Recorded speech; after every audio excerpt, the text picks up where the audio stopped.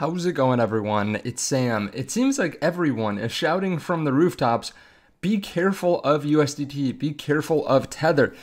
Some people are saying Tether will crash on December 30th. In 3 days, Tether will be delisted from EU centralized exchanges. In 2022, FTX and Celsius collapsed. Market went down 70%.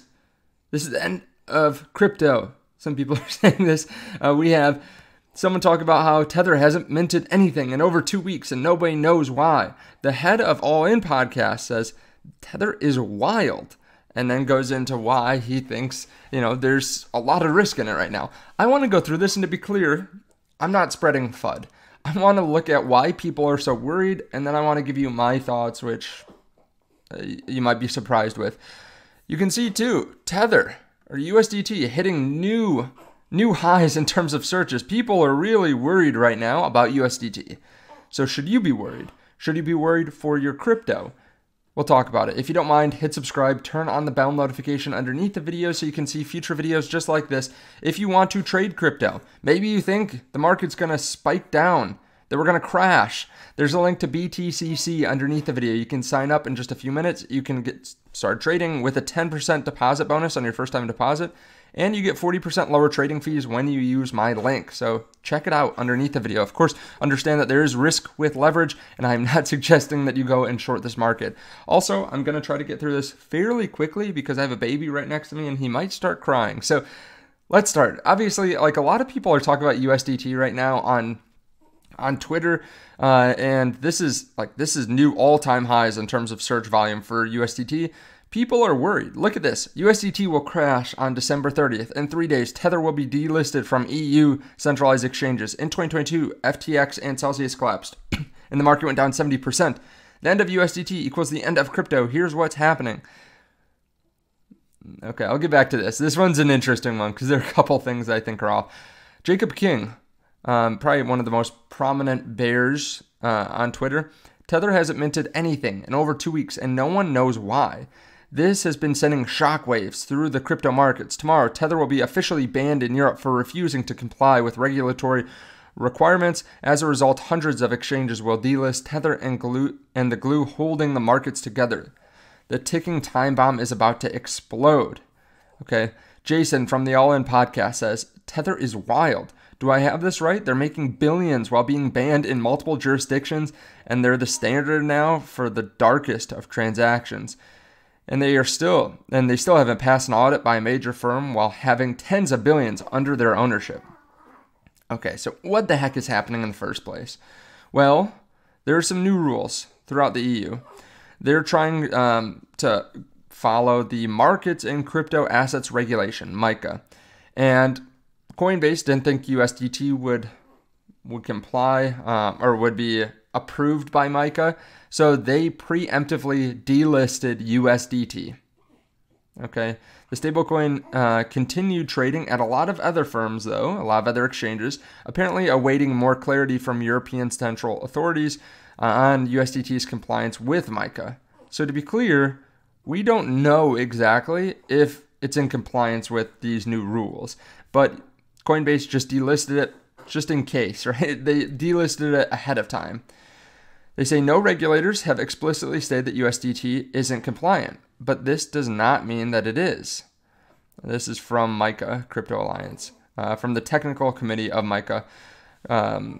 They say addressing exchanges like Binance or Crypto.com continuing USDT trading. Binance says that there are no reasons for crypto exchanges to delist USDT on the same date as Coinbase. Coinbase's decision may reflect a proactive approach to avoid last-minute compliance risks or regulatory uncertainty, a precautionary approach. We should look at the December 30 date. The question is whether all exchanges will delist USDT at once, whether it will be progressive, or whether some will play a wait-and-see game, expecting statements from the regulators. Now, to be clear, the fear is that if too many people start selling their USDT, that it will depeg. And to be clear, it has moved slightly. Like I was on Coinbase a couple weeks ago, and you had to pay a premium for USDT. It was a small premium, but maybe you'd have to pay, 7 1,000ths of $1 extra to get your hands on USDT. So if you want to sell USDC and then go to USDT, or if you want to sell like Bitcoin or something, you get a little bit less USDT than USDC. But now it's actually, last time I checked, it was slightly below $1. Not much, not even that people would really notice. You're talking about, again, 1,000th of $1.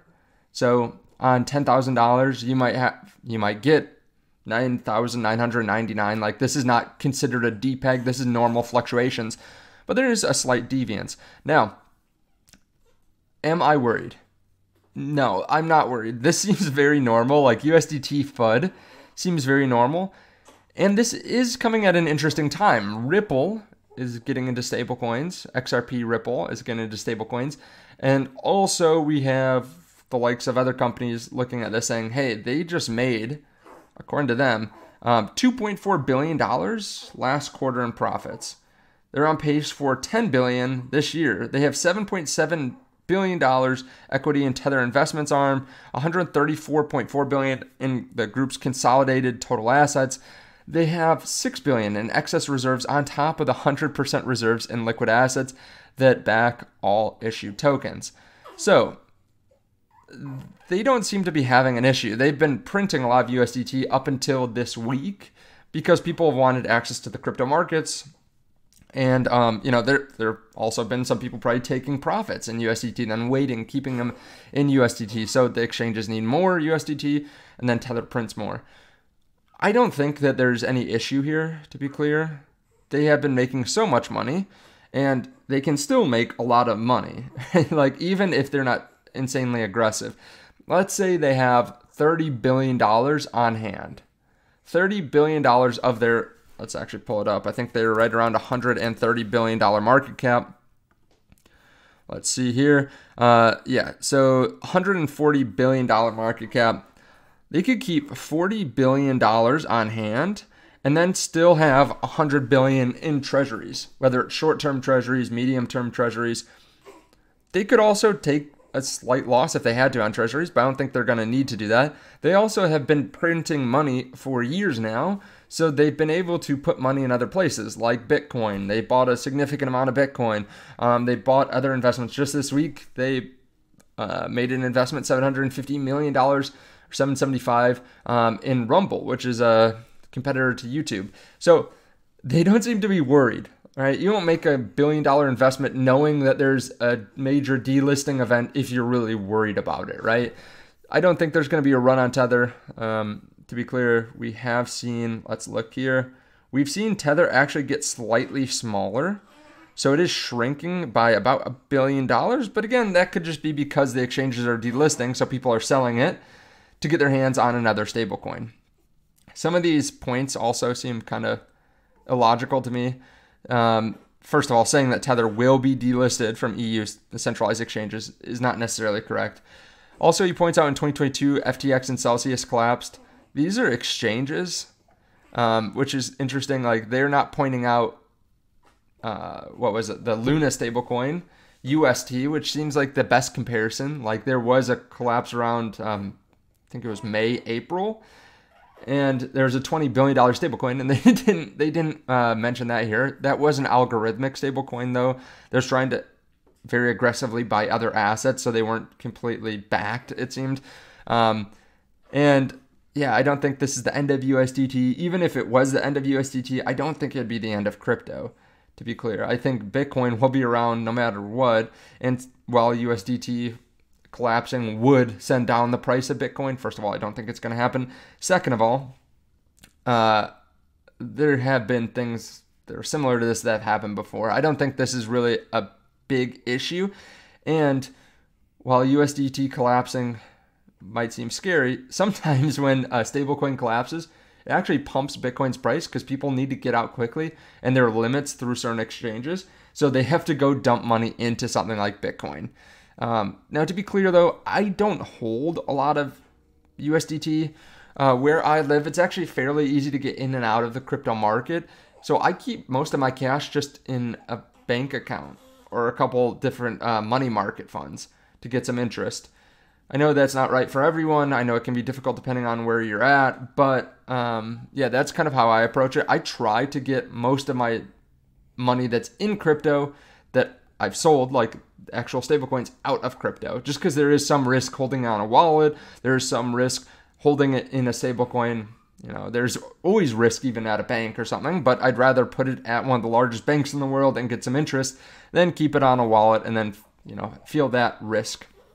And yeah, Jason talking about this, seems like he should have realized that they've been making billions while being banned in some jurisdictions. Like, the fact is, they have been making billions for years. That's why so many people have been trying to get into the stablecoin game. That's why BlackRock's getting in it. That's why Ripple's getting in it. Everyone wants this because they're more profitable than BlackRock, to be clear. Tether is more profitable. That's what happens when you basically create your own money that's pegged to something else. People invest in it for utility, and then you can just go buy billions and billions and tens of billions and $100 billion worth of stables. To be clear, too, Michael Saylor has said that he thinks this could be a $10 trillion asset in the future, or a $10 trillion market. So there are going to be more people trying to fight for this. There are going to be more people that are willing to hurt other companies and spread FUD in the future. You know, I think there is something to be said, too, for the fact that they've made it through several bear markets. Like, they have been through the thick of it when companies were blowing up left and right. Stablecoins are blowing up. Tether's stayed around. So even if they haven't gotten audited by like one of the top 4 auditing firms and there's some uncertainty about what's happening there, the fact is they have seemed to be fairly good actors in the past, and they've been able to make it through some of the worst of times without having liquidity issues. Even last cycle, I remember USDC was depegged by a decent amount. I think it was 10 or 12 cents.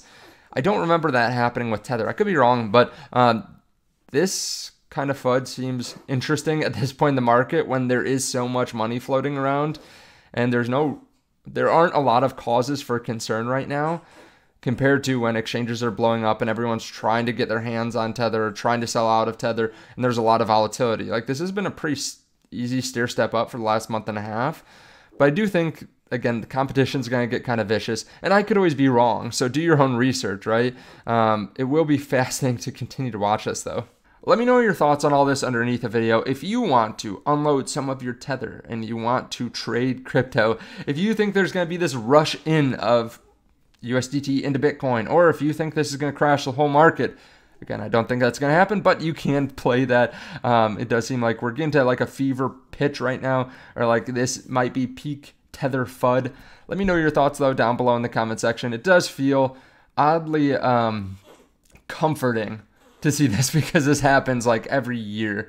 There's some Tether FUD out there. Let me know your thoughts, though. Thank you so much. I'll see you all in the next one.